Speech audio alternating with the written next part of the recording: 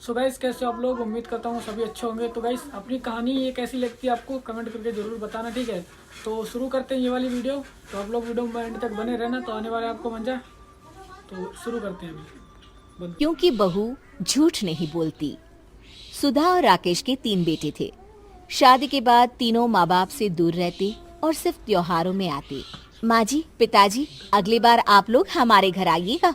अरे नहीं बहू, सब यहीं आ जाते हैं तो घर खिला खिला लगता है। हाँ बहू, तू हमेशा बुलाती है तो जरूर आएंगे तेरे पास भी। हाँ हाँ, दीदी का घर बड़ा जो है, सब कुछ अपनी शादी के बाद दीदी को ही तो दे दिया था। हमें भी दिया होता तो हम भी बड़ा घर लेते। क्यों सुनील? अरे नहीं नहीं, पापा ने सबको एक बराबर ही दिया है। छोटी बहू, क्या चाहिए तुम्हें, बोलो।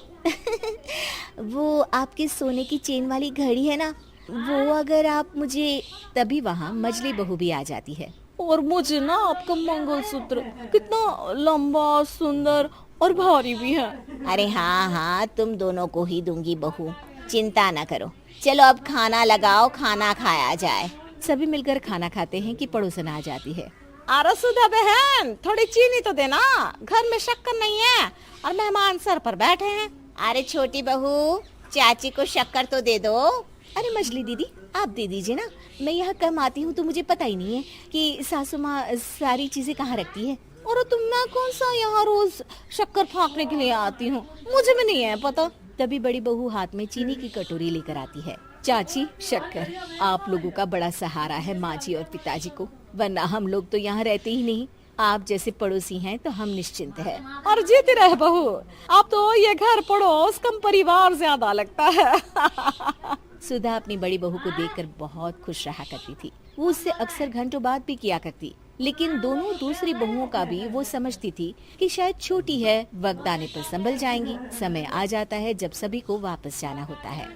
माँ जी, हम लोगों की फ्लाइट पहले है, हमें इजाजत दे। वो सास के गले लगकर चली जाती है। थोड़ी देर बाद छोटी बहू कहती है, माँ जी, मैं ना ये सोफे के कवर और चादरें ले जा रही हूँ, यहाँ तो ऐसी ही पड़ी रहेंगी। हाँ हाँ बहू, ले जा, और कुछ चाहिए तो बोल। और तो चाहिए बहुत कुछ, पर चलिए कोई बात नहीं, अगली बार ले जाऊंगी मैं। ऐसे ही मंजली बहू भी घर का बहुत सारा सामान ले जाती है। सभी के जाने के बाद सुधा राकेश से कहती है, घर कितना सूना लग रहा है ना। हाँ, और खाली भी। तुम्हारी दोनों बहुएं सब बटोर गई। अरे ठीक है ना, हम दोनों ही तो हैं, कितना सामान लगेगा, फिर उन लोगों की नई गृहस्थी, इतना मत सोचा करे। समय बीतता है। ऐसे ही हर साल त्योहारों में सुधा और राकेश के बच्चों की बहू आते और जाते वक्त ढेर सारा सामान पैक कर कर ले जाती। लेकिन कुछ ही सालों में सुधा का देहांत हो जाता है। पिताजी, आप यहाँ अकेले क्या करेंगे, हम लोगों के साथ चलिए। अरे नहीं नहीं बहू, इस घर में सुधा की यादें हैं, मैं उसे नहीं छोड़ सकता हूँ। अब तुम लोगों की माँ नहीं रही।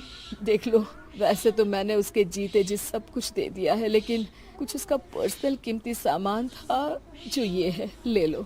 सामान में होती है एक घड़ी और एक मंगलसूत्र। माँ जी ने कहा था कि वो ये घड़ी मुझे देंगी। हाँ हाँ पिताजी, माँ ने सबके सामने ये घड़ी सरिता को देने के लिए कहा था। उठा लो सरिता माँ की घड़ी। अब क्या था, छोटी बहू फट से घड़ी उठा लेती है। और पिताजी, ये मंगलसूत्र तो माँ ने मुझे ही देने को कहा था, याद है ना? वो सभी की ओर इशारा करती है। तू भी ले ले ये हार बेटा, कोई बात नहीं। मंजली फटाक से हार उठा लेती है। ससुर बड़ी बहू की तरफ देखते हैं। तुझे क्या दूं बेटा? पिताजी, माँ ने एक चीज मेरे लिए भी रखी है। सभी के कान खड़े हो जाते हैं कि आखिर सास ने क्या रखा होगा बड़ी के लिए। अरे माँ जी तो दीदी से प्यार भी ज्यादा ही करती थी, हमेशा उनसे बात किया करती। जरूर कोई बड़ी और अपनी प्रिय चीज दी होगी दीदी को। और देख लेते हैं ना, वरना तो हम भी बराबर का बंटवारा करेंगे। हाँ हाँ, कर लेना बंटवारा। लेकिन बड़ी बहू, बताओ तो, सुधा ने क्या रखा है तुम्हारे लिए?